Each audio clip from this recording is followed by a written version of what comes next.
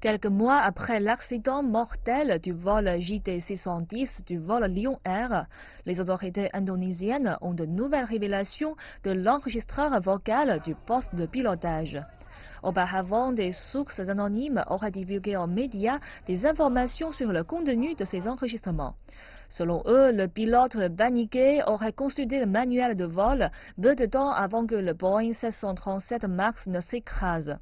S'agissant de ces réclamations, le Comité national de la sécurité des transports a assuré le public que seule leur équipe possédait les données de ces enregistrements, en allant jusqu'à dire que même Boeing et l'administration fédérale de l'aviation ne disposent pas de ces données. J'ai lu dans les médias que le contenu avait été divulgué et ils ont ajouté une déclaration aux nouvelles. Nous comprenons que le contenu des données du CVR et ce qui a été décrit dans les médias était différent.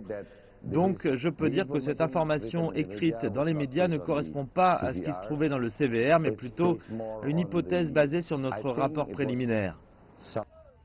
Les enregistrements ainsi que toutes les autres conversations, y compris celles écrites, sont actuellement étudiées de près par l'équipe d'enquêteurs.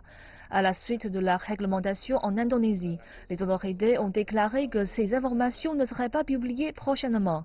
Ils s'attendent à ce qu'un rapport complet sur le crash soit publié en août de cette année.